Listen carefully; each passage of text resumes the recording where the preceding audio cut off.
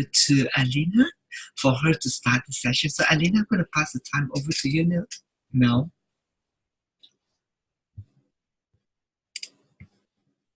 I will be able to share screen, right? Yep, you can share the screen. Yes, go ahead, Alina. Okay. So may I start? Go ahead. Okay. Good evening to all of you. Gives me great pleasure to be here to share with you something that I have learned over my practice, something that I have learned over dealing with so many clients over the years, and understanding how coaching works, how it is bought by corporates as well as individuals. In my practice, whatever I'm going to speak about today, I'm going to bring in examples of how it is when you are talking to an individual who is working with you and wants to be coached, or an organization or a corporate who wants their people to be coached, and therefore they are buying that service from you. So our premise is going to be to work on all areas of how coaching can be contracted. Yeah, and for that, I'm going to start with my PPT, which I'm going to share with you.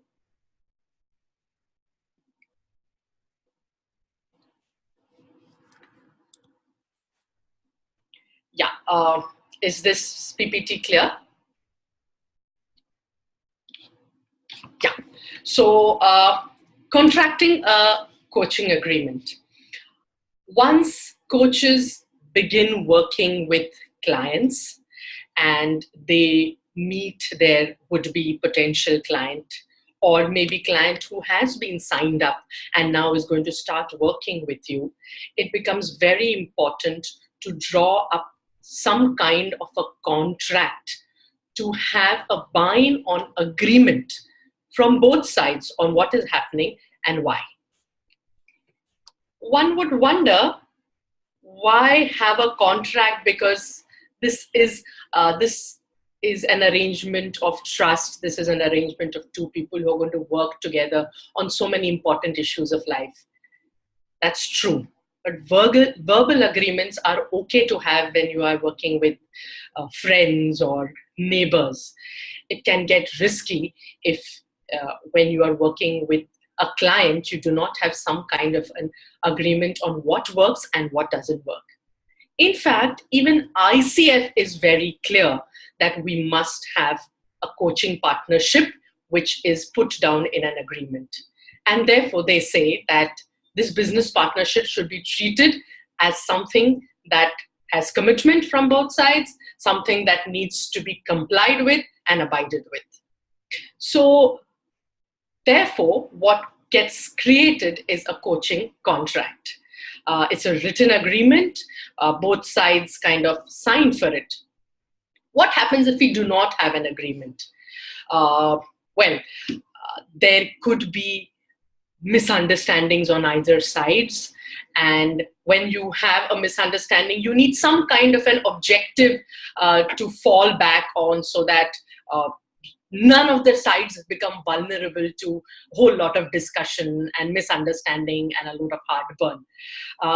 That becomes an objective basis where even if a third party is called to resolve, the third party can help it. It's a tangible reminder that we both are committed to it. We need to accomplish this partnership together, which means how often, when, how long, what can work, what will get discussed, what will not get discussed. It provides that kind of a basis, and most importantly, it's a basis to measure progress. So ICF recommends this kind of an agreement to be created, and I'd like to show you one agreement copy so that you kind of understand how it looks. But before that, who are the stakeholders in this agreement?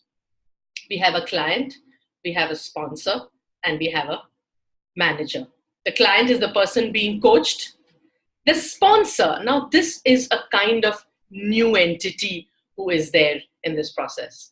The sponsor, in case of a corporate, would probably be the HR manager or the CEO of the organization, who himself is not getting coached, but is actually paying for the coaching services. or he has got you as a coach to come and meet up with the client. Now, the sponsor has a funny kind of a stake here. When I say funny, in the sense that the sponsor feels very strongly that the client should make progress, should grow, should bring about the change, should reach his potential. However, the sponsor is not always privy to what is happening in the discussion. The discussion between the client and the coach remains pretty confidential. And therefore, what is the role of the sponsor needs to be clarified. And that needs to be written down or spoken about when the agreement is being put together. When I say needs to be agreed, things like what feedback will be given to the sponsor, which part of the feedback will be shared with the sponsor, how often will it be shared, will the sponsor be allowed to ask certain types of questions, what is the sponsor privy to. All those things, if it doesn't get clarified, very often trust and intimacy gets affected, because the client may start feeling that you as a coach are going and reporting everything that is getting discussed back with the sponsor, and which is not the case. We all know that we are bound by the ethics pledge of confidentiality, where we do not share everything. What do we share? Which part of the feedback do we share, which is also something that we will talk about today. So the sponsor as an entity needs to be managed very well. His trust also needs to be won over together with the trust of the client. And therefore, having a very good, very frank discussion with the sponsor on how this will work, what can be expected, what cannot be expected, is a best way to go forward in this relationship. As you all know, coaching relationships are relationships of credibility. Business grows with reference. And therefore, in this delicate relationship, we do not want any time where a sponsor has not been happy with the professional way in which a coach has handled it. And we do not want that affected. And therefore, one must take the time to understand what is the sponsor's expectations, clarify to the sponsor if that works or doesn't work. The third entity here, who may or may not come, is the reporting manager of the client, if this is in case of a corporate. The reporting manager of the client wants to know if the client is making progress, if there is anything that he or she can do to help the client so that the client can reach the goals that he would want to. And here also the reporting manager needs to know only those things which are important. And here too, the reporting manager needs to be clearly laid out as to what are the things that will get communicated to him and what should he do so that he can actually help the client to move ahead. After the client has had good sessions with you, where the client has taken accountability and would like to bring about some changes, if his manager or if his sponsor at the workplace is not helping him and is not creating an environment conducive to bring about that change, then the entire effort gets wasted. The ICF coach here in this entire process, while agreeing to practice the core competencies, is also pledging accountability to the ICF Code of Ethics. I think now is the time where I may want to show you the agreement. So just give me a second and I will show you the agreement too.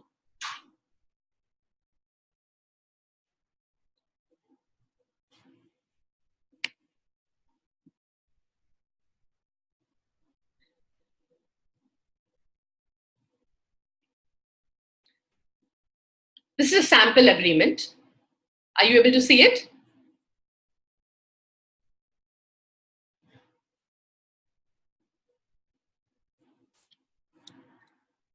Is everyone able to see the sample agreement? No. No. We only see the PowerPoint screen. Okay, then I need to share again.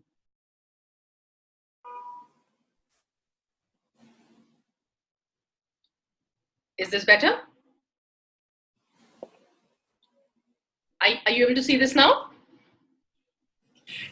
Yes, we can. It would be great if you can enlarge it a little bit.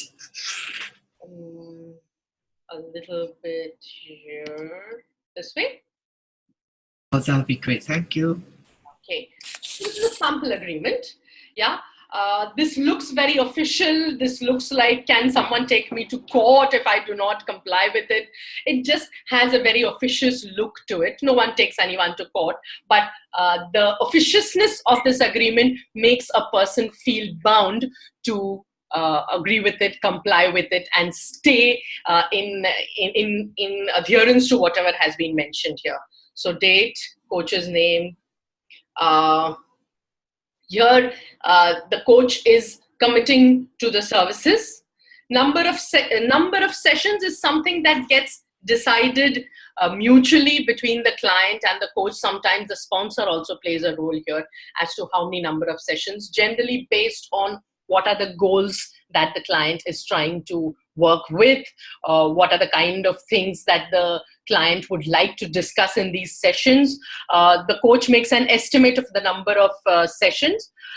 One can very comfortably look at 8 to 10 sessions to be able to really bring about a change and make the client independent of moving ahead with his new way of life.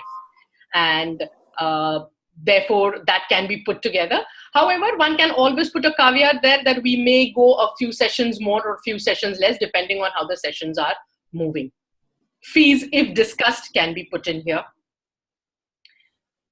Here are the terms of the coaching agreement. And let's look at each of these here so we will know. A session can be carried out on the phone or in person. So I'm going to go quickly on this one because more or less we know what does a session, definition of a session, duration of a session. It takes about 1 hour to 1.5 hours. Sometimes the discussions go long too. What are the timings of the session? That gets mutually decided.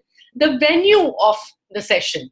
It is suggested that one works at a venue which is a neutral venue, which means that it is neither the client's office nor is it the coach's office, but it is in a place where, which is in a place where there is quiet, there is comfort, nobody is feeling threatened, nobody is in a hurry, and one can have a cup of coffee and have a nice and comfortable discussion. The coach declares where has he or she got his credentialing or got his certification. Preparing for the sessions. Now that's something that most coaches must do. It is advised that at least half an hour to 40 minutes before your session starts, if you can reach there, be comfortable, go through some of the notes that you would have made probably to think about what got discussed, how the coach has been in the last couple of sessions, and get your mind ready and centered so that you are not distracted with other things which are there. What coaching methods will you use? Okay, those are the methods that you have learned, which you talk about, which you will very clearly be able to differentiate and say which are situations where you may want to suggest to your client that he needs a mental health specialist, or are these issues which are training or consulting, and what coaching is. No warranties given. Now, this is a very important one to talk about. It's a caveat which always helps you. We cannot in any way guarantee that the coaching methods will work. We will try our best, but however, we cannot be held responsible for failure in any of the goals. Intellectual property rights, like always, if there is any material shared, then that material remains the coach's material and cannot be shared. Confidentiality, here again, those things. So if you have to meet your client ever in any kind of a social setup, that person will just remain a friend. It will never be divulged to anybody around that this person was your client and that you have ever coached this person. And that's something that you need to let your client know, because if your client and you are in the same social space or the same corporate space, then the client constantly keeps feeling a little uncomfortable about this aspect. So when you say that, it becomes so much more easier for the relationship. Termination of agreement is again a very important aspect here. Both parties can terminate the agreement. It can be done for various reasons, from coaching not working to payment not being made to issues of the coach, issues of the client not being able to be addressed, and the client feels that he wants another coach, or frequent absenteeism, last minute cancellations, any of those. And this works either ways. Both of them can start or initiate a termination.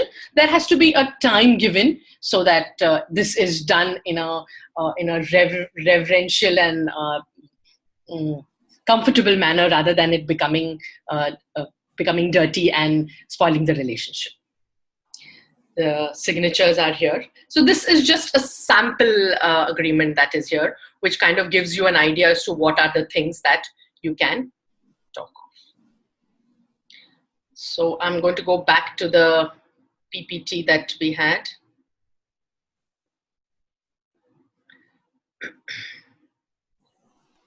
Are you able to see the PPT?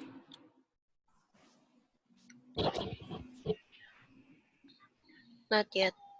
Not yet. I think I need to do sharing every time. Sorry, I'm technically not as good as Ben is. Okay, so I'm going to now share the screen. Any questions so far on the coaching agreement that you'd like to ask? All good? Can I go ahead? Great.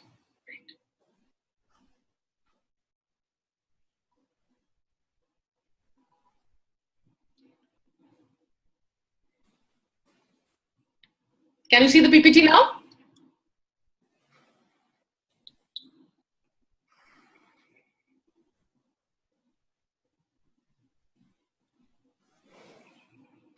I can't see you, so you'll have to speak. Yes. Yes. Yes. Okay, because I can't see, I can see the screen too. I can't see y'all. Okay. So, okay. So we now move on to giving feedback and confidentiality aspects. As the coaching engagement proceeds and as the sessions keep happening, sponsors or managers may want feedback on how the client is progressing. We all know when we are studying our competencies and our ethical guidelines that our client is the most important person in this entire engagement. And we being answerable to the client, keeping the client's trust is very, very important, which means letting the client know when there is a feedback session is important. What will get discussed needs to be told to the client. Take the client's permission on what all areas. What I do normally is that I write down what are the areas of feedback and I share it with the client. If the client approves, then I forward the same email. There have been times where the client has been sitting there while the feedback is being given, so that there is no thought in the client's mind that any of his personal issues are getting shared, or will the coach be able to withhold those areas? What's the language of the feedback that you give? Be very careful when you are speaking. You're a coach moves ahead, a coach looks at possibilities, a coach looks at strengths. A coach does not criticize, a coach does not say negative things, and definitely does not delve on what happened in the past. Which means the language of the feedback is what can be seen as an improvement, what are the strengths of the clients that have been identified, that has been noticed by you as a coach, what possibilities has the client explored for himself, what areas will the sponsor or the manager see change in, which will be substantial, tangible change. Where is the support required? Like I said, do not share weaknesses, limitations, values, or things that are personal and private.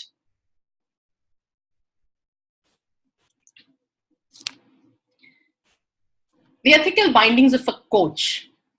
A lot of time has been spent on the fact that the coach is ethically bound by the guidelines that have been laid out. I'm wondering if I should show you the ethical guidelines sheet, or would you all have it? I have it here with me.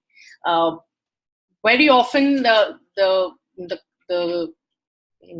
client wants to know specific areas of ethical guidelines. And sometimes the client is okay with you just mentioning that I'm bound by ethical guidelines and doesn't want to see. Would you like to see?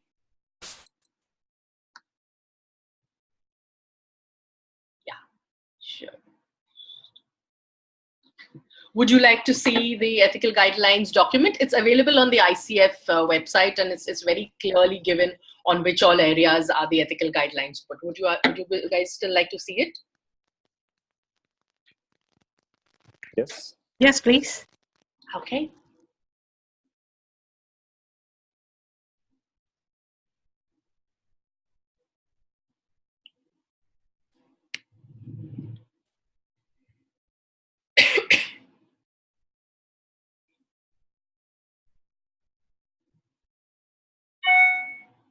Are you able to see this one? ICF Code of Ethics.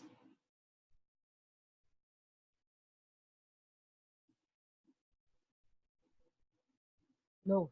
It's coming, I think. It's a PDF. Are you able to see it? No, Are you able to see it? no, we're Not not yet. able to see. Stop share. Share screen. Code of Ethics. Now? Yes. Yes, Great. thank you. Okay, and here I make it a little bigger. Here you go.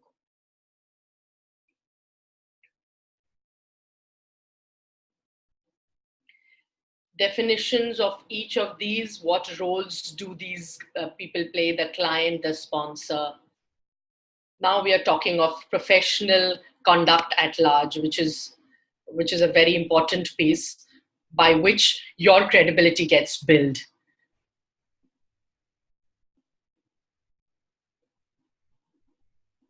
How do you deal with organizations, employees, sponsors in terms of your professional status? Any discrimination that you as a coach is doing? Accurately mentioning what are the qualifications, experience, and not compromising on integrity there.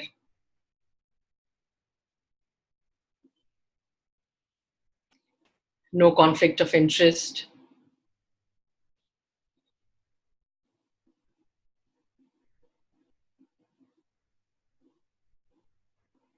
If you have made notes, what I normally do is all the notes that have made, I share with my client. If at all I have made a few notes of what got discussed or what actions needed to be taken, and I hand it over back to him, whatever I have written. I also let my client know that anytime he would like to go through my notes, he can feel free. And the notes are nothing personal. Those are all few areas that the client has talked about, few insights that the client has had, which were really noteworthy, which I wrote down so that we could use them as a basis of our conversation next time, etc.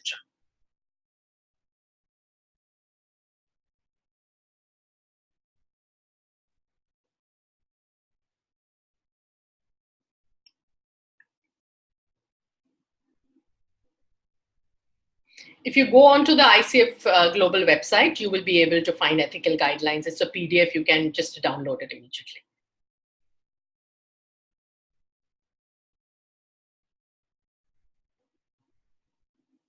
Good to go? Any questions?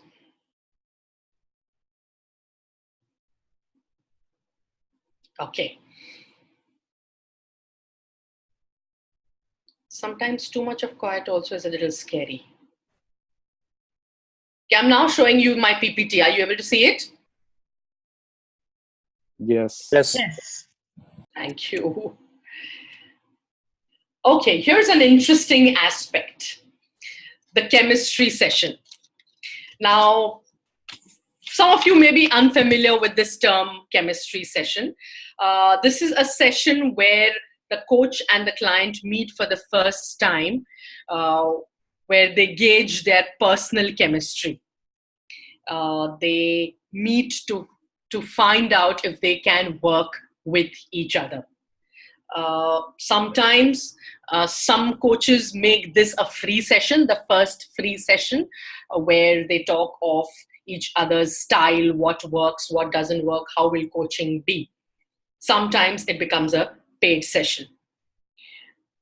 While the coaching chemistry session is a very common thing that happens when they are meeting for the first time, but a lot has been said about how these sessions are, and is there evidence of these sessions being useful? So a few things which I'm going to leave to you to decide whether you'd like to have a chemistry session or no. Organizations often encourage this chemistry session because the sponsor has brought in the coach. Very often the client doesn't even understand what coaching is about. The sponsor understands, especially if the sponsor is an HR person, and therefore completely understands what is coaching, how coaching works, and does not feel comfortable talking about coaching himself to the client. He would rather have the coach explain what coaching is and how it works, and therefore the chemistry session happens. A lot has been written about the chemistry session. I have put down a few things which are the demerits. One, it's a non-billable session. It's funny because the coach really doesn't know what to say. Even the client doesn't know what to say. The client obviously is not talking about his goals, his desires, his dreams, his limitation, because it's too early to talk about. The coach doesn't know if he should divulge more, and will that make the client a little too scared? Will the client ask too much and therefore think against coaching? It's almost like a beauty parade where the coach puts up his best foot forward and tries to show how this is going to work between us, and am I best for you, and will you feel comfortable with me?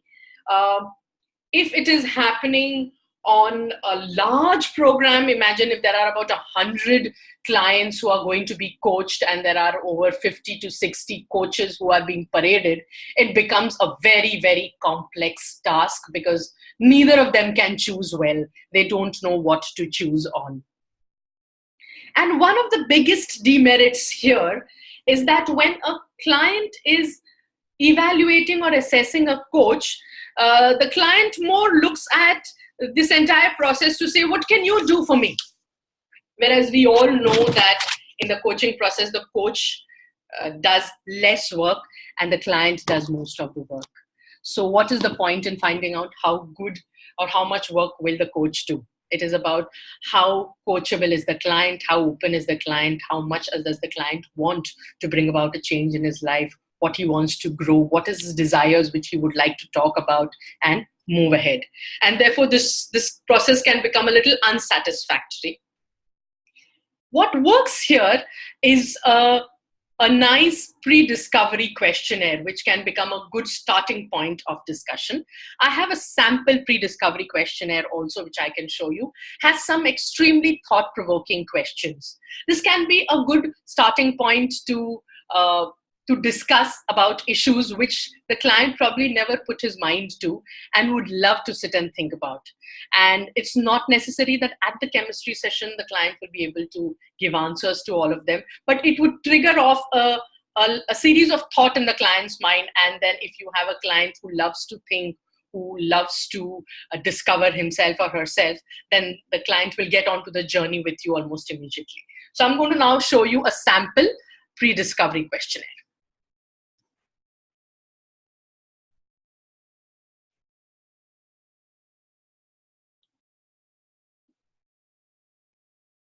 So far, so good? Yes. Thank you.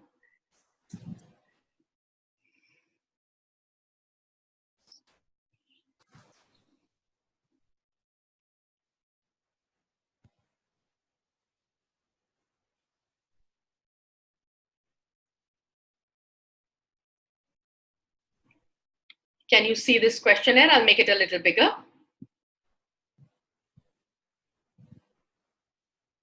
I'm assuming that you can see it. It's not coming yet. Not coming yet. No? No. Share screen.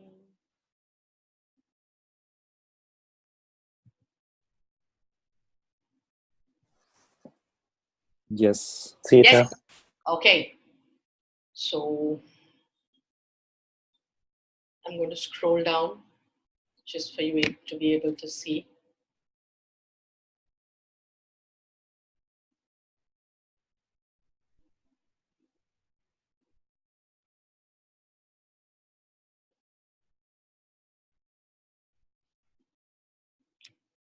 I like question 4 because most clients start smiling at that one and they say, I never thought of it. And that's a nice way to break ice.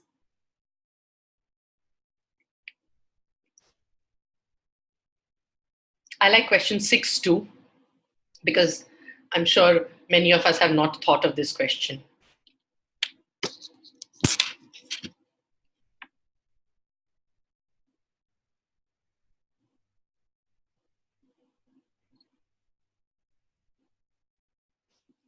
I have often noticed that when the client does attempt to answer 1 or 2 or 3 of these questions, the client starts becoming comfortable, smiles a lot, and understands where you as a coach are coming from, understands that the coach is actually sitting here only for the client, and all this discussion is about the client and not about yourself.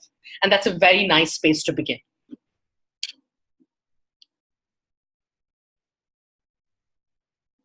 Questions like what would make life more fulfilling, or when you are stuck, what happens, are all questions where the client starts discovering himself, something that a few of them would have never done.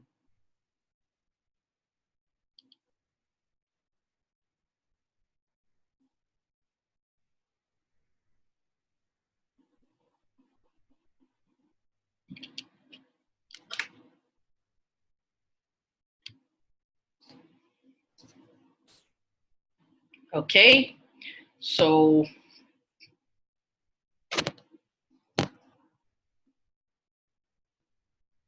we are back. So that was the chemistry session that one talks of, or one is always very, either very excited or very stressed about. Any questions on the chemistry session before we move on to our next topic, which is using self-awareness tools? Any questions on the chemistry session? What happens, why it happens, what could happen? So one question from myself, Alina. Sure. It sounds like a chemistry session. You really have to make report with the client, and in the meantime, you also have to sell yourself, because the client might checking yourself and another coach in order to select the one that he think he fit to. So what is the suggestion from yourself in terms of pitching yourself? Yes. That's my question. Yes, it is pitching. Sometimes you pitch in front of a client, sometimes you pitch to a sponsor. Various coaches have various ways. They have an elevator speech ready on what is coaching, how coaching will work.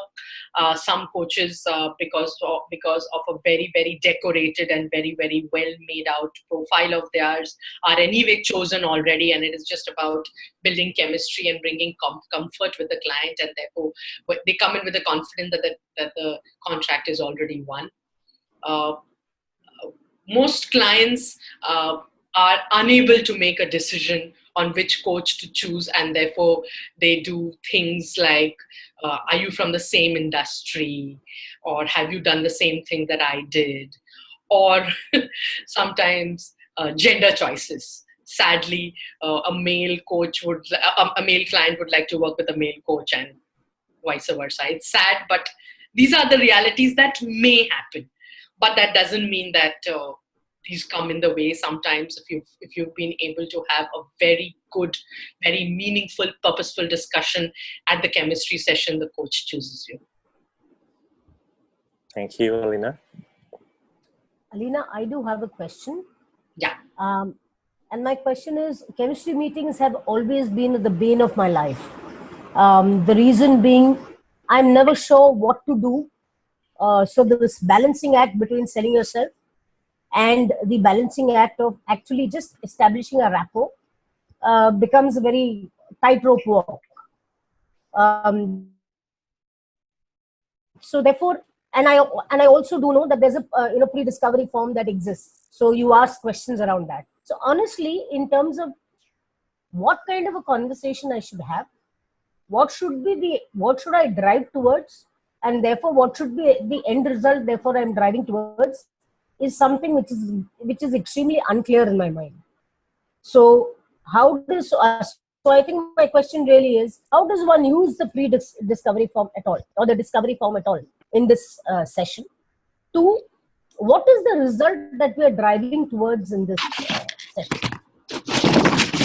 So, like I said, that at a personal level, I also feel that the chemistry session is really a gamble. One really doesn't know if one is being chosen on what. And like we say to our clients when we are coaching them, that you do your best. Don't let the results of it affect how you are being today. Very often, using a coaching style in your entire chemistry conversation has worked very well for me, which means that listen a whole lot, make an observation based on what you are listening in, asking a very small, crisp, not too personal, but a pertinent question to make the client think, are all ways in which the client gets a little bit of a preview into how you operate. It's difficult because we are very stressed at that point of time. It would also be nice to make the client do all the talking. What have you heard about coaching? What would you like to know from me about coaching? What have you thought of you can do with a coach? What kind of work will you do? So if you keep those questions open, the client starts talking, and we all know that when the client starts talking, it gives us a lot of opportunity to listen, to make observations, and then sometimes present it back. The sponsor is a good director to this whole thing. If the sponsor can actually introduce this chemistry meeting, put the agenda together. Very often the sponsor walks out of the room when the client walks in, and then it's a very uncomfortable first 10 minutes where you're just saying hi to each other. And I often tell my sponsor to stay there, introduce us, talk a little bit. Why don't you talk about what you know about the client and what you know about the coach, and kind of bring it together, and then move out wherever you feel the time is appropriate. And looks like it requires a bit of education of the sponsor also to be able to do that. But as the coach becomes more and more seasoned, these things start coming easily. Does that help, Saras? Yes, great, thanks. Hi, Alina. Can I This is Trisha here. Yeah, please, please. Oh, hi. Yeah, just assuming that we want our client. What if we get somebody that right away, our vibe is that this is either a super negative person that might likely be a mental issue versus one that is coachable? How do we politely turn them away in terms of, like, how to professionally say, no, I don't think you're suitable for me as a client? Could you share a little bit of that, or were you planning to share that at a later part? Because I don't want to assume that we're taking everyone. We're not going to like everyone, right? Yeah. So I don't know if a 30-45 minute time is good enough for us to assess if there is more than, the issue that is being talked about, or this person is really going to be a problem case for you. Coachability starts coming out only after a couple of sessions, not almost immediately. And therefore, my advice would be not to jump immediately to writing some kind of an assessment there saying, I don't think we can work. We are coaches. We don't give up on people very easily.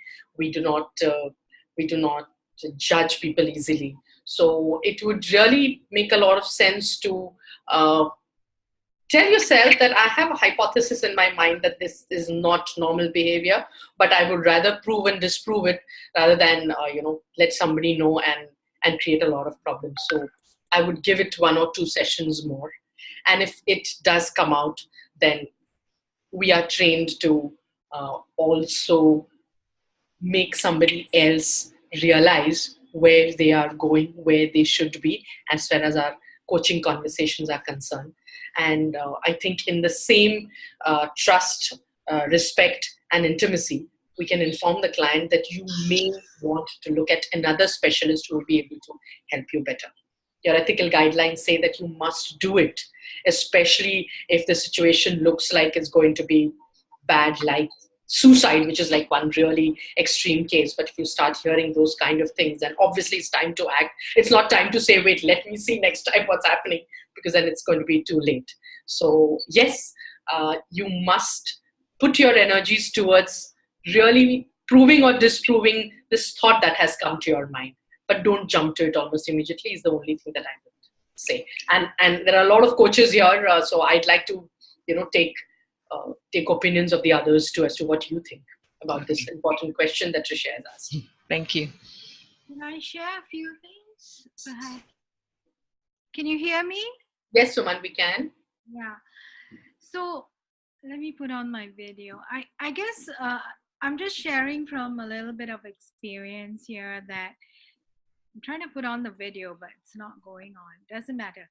So I think a couple of things that Alina said really make a lot of sense. One is the fact that you need to use a coaching style during the questioning so that this person can get a sense of what's going to happen in the coaching. So that's important. And I think some of the questions that were on your list are really interesting. Some of the others that I use is, what brought you to the coaching, and what are you looking for in a coach, and what do you see as the ideal coach? So when they respond to you, then you will know what they're looking for. So then you will know which part of you to pitch, because otherwise you're kind of lost, right? Like this person you're seeing for the first time. And so I find that some of that really, really helps. And I mean, I think the other thing that I like to do is also to assess in a way, the degree to which this person is committed to changing. If they are, then, it's likely to be a positive experience for both parties, right? But if you feel like the person is just there to fulfill the requirements of the organization, then it's going to be an uphill task initially. So I don't always give up, but I do take note of these things. In terms of gender, I mean, actually, for myself, I actually prefer coaching men, but so it depends, and it's okay to make that clear, even if it's the opposite gender. But just sharing some of my thoughts. I hope some of these could be useful to some of you. Yeah. Thank you. Sure. Thank you. Thank you. Yes. Anything else on the chemistry session? Okay. Here's one more way in which the chemistry session can move on to becoming a session of trust and intimacy. And I'm going to share screen again and show you my PPT.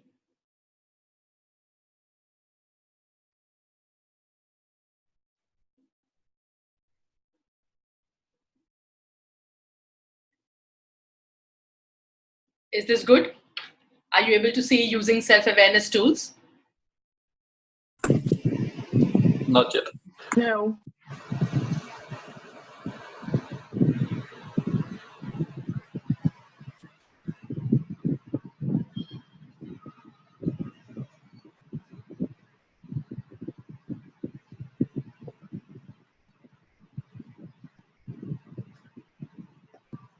Now?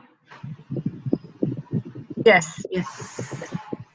So some coaches are known to start the entire coaching discussion on a very, very objective note.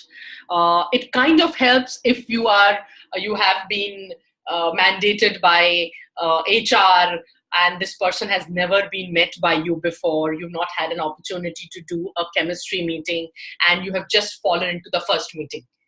And therefore, using self-awareness or psychometric tools like the MBTI, Hogan, DISC, a report from a development center, or this pre-discovery questionnaire that I just showed you are very good ways of starting the discussion.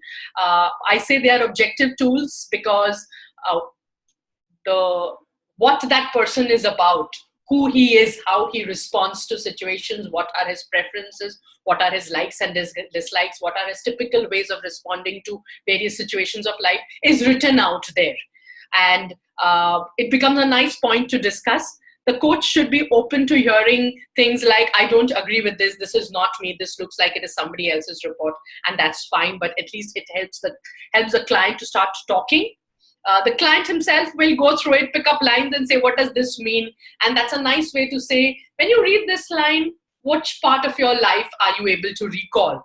Or what about you as a person that you are today kind of aligns with what is written here?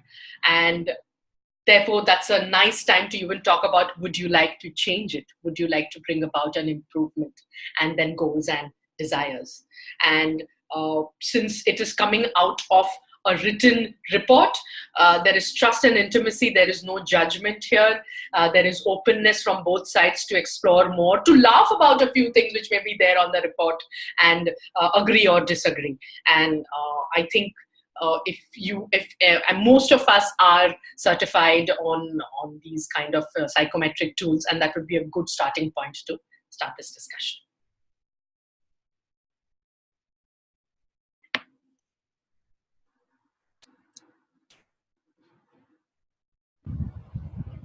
Yes, I am here for any questions.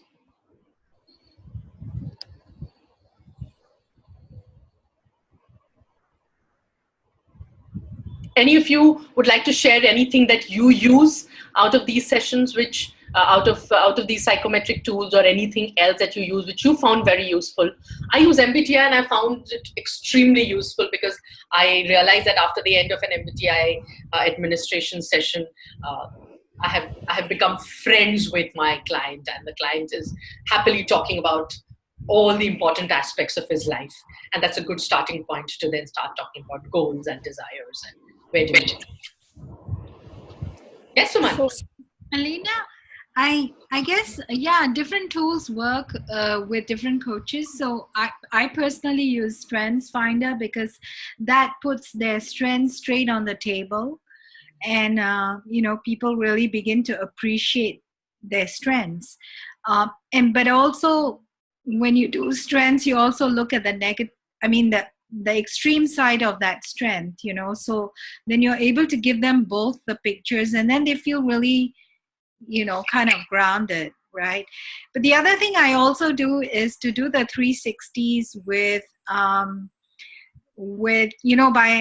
by doing one-to-one questions face to face with their peers, the downlines and the supervisor. And this is done for really, really senior people, because I think generic questionnaires don't really work for people at that level. You really need to get direct feedback. So yes. I use these two methods. I don't know if that resonates with some of you. Yeah, sure. So Marshall Goldsmith's philosophy of stakeholder-centric coaching actually says that the stakeholders are the people where your feedback on leadership can come. And if you have to measure leadership growth, then that's the place to go back to. That's the starting point, and that's the point where you can measure and go back. And those are also great ways, if those resources are available within an organization. When you're talking to individuals, sometimes these kind of things are not available, because individuals do not have large organizations supporting them, and they would be probably happy with things like an MBTI, which is where they are appreciating themselves, they are validating themselves, appreciating differences between other people who they work with, and they may not necessarily have colleagues and bosses. So various types, you're absolutely right, Suman, various types of instruments work with different people. Yes, Saraswati. Yeah. So, so I just wanted to share my experience where you use a psychometric tool, which is an established tool, and you get a report which is about yourself. I've also used no psychometric tool, and actually used a very informal 360. When I say an informal 360, where the person himself or herself goes in, so the coachee goes and asks, the supervisor. So within the organization, in personal life, as well. So it's akin to, as you said, Marshall Goldsmith's stakeholder centric, but it's very informal. It's first hand because the coachee collects it, which I've also substantiated with a supervisor call in order to understand, as a person who's been working with the coachee for such a long time, then what is it that you see that needs to work. So my reliance on a psychometric tool is lower, because I've realized you can get, it's basically data points that you need. If the data point is robust and it is acceptable by the coachee as the reality, it works. So that's how I viewed it. Totally agree. Somebody like me would request for feedback, not myself, but wait for it to come out as a part of the conversation, where the client himself, somewhere when he or she is talking about his relationships or his leadership styles, says that, how would it be if I take feedback? And that's a good point to say, what would you like to take feedback on? And if the client has made some progress already with trying to get in touch with his inner self as to how he wants to be as a leader, then the questionnaire comes out very beautifully, versus the first time the questionnaire comes out sounds very, very clinical, and if there has been a bit of thought that comes in, then the questionnaire is a lot more deeper. The questionnaire asks for questions, and the client is a lot more prepared to take feedback, which may not be very good. And there are various times where this can be done. Maybe a quick point, Alina. I think with these psychometric tests, they test personality. But some organizations also look at competencies. So, sometimes it's useful to get an assessment of where the competency is, especially if you're a leadership coach, right? Absolutely. So, and the development center generally gives you reports based on competencies only. If they have done a good professional assessment center, development center, then that gives you a report on where this person is with his competencies. Yeah. So whatever works. Correct. Whatever works. Hi, Alina. Hi. Hi, this is Phyllis. I have a question, and it's pertinent to group coaching. Yeah, is it viable for a manager to also participate as part of the group coaching session together with her staff? Okay, good question. Two ways of looking at it. What is the topic that we are talking about? When we are looking at an area where the clients or the set of people who are at the same level need to have clarity themselves, need to be able to open up and talk about what is coming in the way, what are the enablers and disablers in a safe environment, it would be advisable to not bring the manager in. The manager also feels singled out because there is a group of people who are synergistic and there is one manager who may think differently, and therefore the same kind of line of thought doesn't get created, and it may lead to your group coaching goals not getting fulfilled. But I'm going to invite the specialist here in Saraswati on, would you like to take that question, Saras, since you're the expert there? Well, not an expert, but somebody who's trying to learn what is team and group coaching. I think the one thing that I've learned is group coaching and team coaching itself is very different. So when you are doing group coaching, you're talking about a group of people who may or may not have a team-specific working environment, right? So therefore, they could have a common vision, they could have a common goal, but being a team necessarily constitutes different structures and different power centers, etc. So if you are talking about group coaching, if the manager is an essential part of the agenda, then inviting him definitely makes sense. But as Alina said, which I thought is the most important thing, the culture of the organization or the group needs to be understood. If it is an organization which actually is able to create that safe space where I am able to talk to the manager, yes, then it works. Otherwise, it doesn't. Thank you so much. Okay, thank you. So That, Alina, yeah. just one quick question, and I think it's very basic from what is discussed, but just wanted to ask that we are from recent cohorts, so most of us here are from recent cohorts, and we're just taking our baby steps. So still in our VC based coaching or Zoom based coaching, and we will soon start approaching our friends for some first level coaching out. So my question is that what are those initial assessments which are not paid? I mean, I know Hogan, MBTI, all of that are paid assessment which you will get when you start having paid contractual coaching, as we grow in our journey. But right now, where we are, in a more friendly mode, where we are approaching, our friends, our companies, etc., where we want to start clogging in coaching hours, then what are those assessments that are available that we can explore, which are at lower cost or available free to get the base assessment done? Okay, I'm going to give an honest answer here. As a coach, we bring our most authentic and most high integrity self to the table.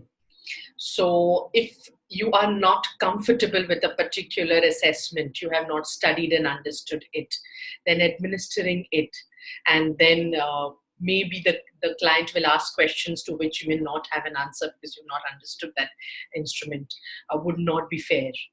So then either if you take something down from the net, then you tell that person that, whatever analysis comes out of it, this is what I understand too. And that can be a starting point for our discussion, but it is not a scientifically made instrument, and therefore don't depend or don't rely on it or don't believe it completely, or then don't get into it. It wouldn't be right to start off because there are a lot of questions that get asked. In fact, our understanding of that psychometric instrument, we use that a number of times to reflect back with the client, saying that when you say this, does that reflect back with what came out as your preference? What do you say about that? And we do not want to say it unless we have some kind of an expertise on that, is where I am coming from. Pyamsuk seems to agree. Yes, and I would like to add on that before we get into the coaching program for the whole like 8-10 sessions. It would important that we shall have the discussion or agreement with the sponsor or the manager that what kind of psychometric tools that we would like to use or we are going to use with the client along the way.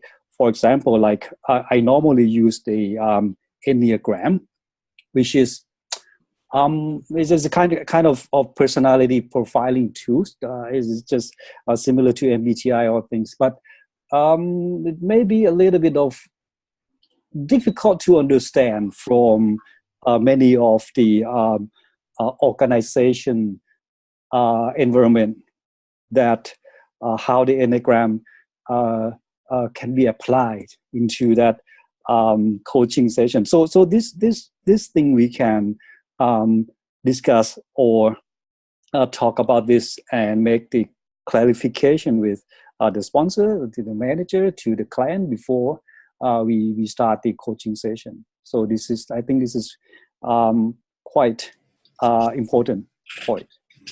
Yeah, I think Alina, I want to just contribute. My best advice is not to use the psychometric assessment. Not for any good, for a very simple reason is that it serves as an excuse for people, it serves as a block for people to label something. And that really goes kind of like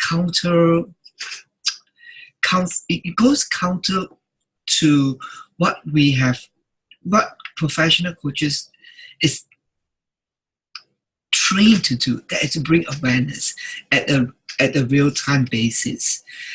The fact that when you have something so tangible on your paper, and trust me, most people are it's not a fan of assessment tool. Only psychologists are a fan of psychometric tools. They know how to detach themselves from the figures, from the numbers, and for the statistics, and they understand how to interpret those numbers. But for a lay people, they get attached very easy to numbers, and that becomes what we call it lets people into what we call generalizations. Everything becomes a label for them, and therefore it becomes an excuse for this is how things are supposed to be. Okay, so the best way, not the best way, but in order to serve change, awareness has to be, emerging. Okay, so the downside of those tools is to block it, because now I have something that therefore validate it. So I get attached to that. If we have to use any tool, very likely it will be 360 feedback that most organizations would request the coach to use that as a base. Now remember, that is as a base to serve two purposes. Number one, as a way of measuring the pre and post coaching engagement. So in a well-structured coaching engagement, the organization would have already gathered a base evidence of certain behavior characteristics that they want the individual to work on, that is gathered from those feedback. So usually those reports are available to the coach to use as a way to understand their current behavior. It is not their current personality. It's not about their current who they are. It's just a behavior. So the coach needs to understand that we are just looking at as a behavior evidence. Okay, what is their current actions? And the reason why we want to have the 360 feedback is that later, through the coaching engagements, the sponsor is expecting to see a change in the rating. So that serves as a basis for you then to work with the clients to unearth what could be the perspective, what could be those limiting belief, or what is those blind spots, what are those growth opportunity that is not layered through those numbers. Okay, so that the sponsors would able later through the engagement see progressive change. Then later when they do a post 360, they begin to see, now the team members rated this person differently. So that is that is at most the very good reason why I will accept assessment tool to be a part of the coaching engagement. If not otherwise, those assessment tool is going to serve as really a strong blockage. Sometimes what I would do is that, in the coaching engagement, when you encounter something that doesn't tally from the client stories with the actions, you can actually refer back to the report and say, look, well, help me to understand this. How are they connected? Well, you felt that you're being assertive, but the feedback here felt that you are being forceful. How do you reconcile the two reality here between your own reality of being assertive and how people perceive as aggressive? So that's where those reports will be useful. If not otherwise, it becomes, number one, you need to understand employees are very skeptical in terms of 360 feedback. They see that as a sabotage game. As in, there's a lot of politics involved around getting those statistics. Trust me, the higher you goes up in terms of your responsibility, that pressure of acting in order to please, because I know that the appraisal is upcoming and the promotion cycle is just around the corner. You know what I mean? So there is a lot of politics that goes around getting the statistics. So you need to be very mindful about that kind of things that's happening at the backdrop. So even though reports are gathered, those statistics are there, be very mindful they might not be presented as a reality for the clients. It is just there as a way to serve for a basis for people to explain how things is evolving from the current situation, which is real, from the way they perceive. So what we are trying to do here with any report is to see, is there any distorted perspective?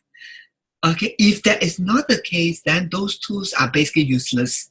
I mean, because any individual who aspires to develop themselves will be able to provide you with very good content already to work on.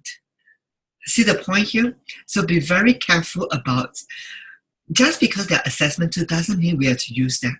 Remember, they are tools to serve us, not we serve them. You need to understand basically what tools are designed for.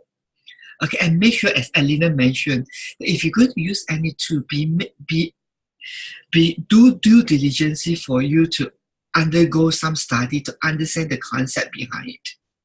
Okay, because some good tools has to walk through certain metrics. If the high is this, then this.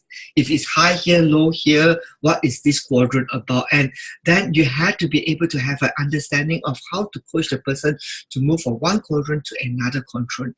In that case, then those tools are designed to serve you, not just because I want to have a number.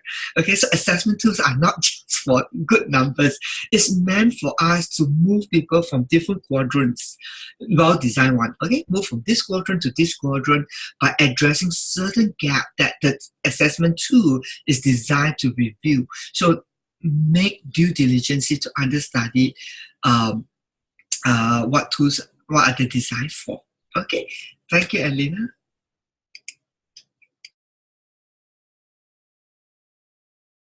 Today, our next session is on 23rd of November, where we are going to be speaking about designing a session. What happens in the first session, what happens in between sessions, what is the last session going to be about, how do the conversations move, etc. So we will go into the session. We were here in the pre-coaching stage, and we'll probably step into the coaching in terms of designing it in our mind, and then so that's what our next session on 23rd of November, same time.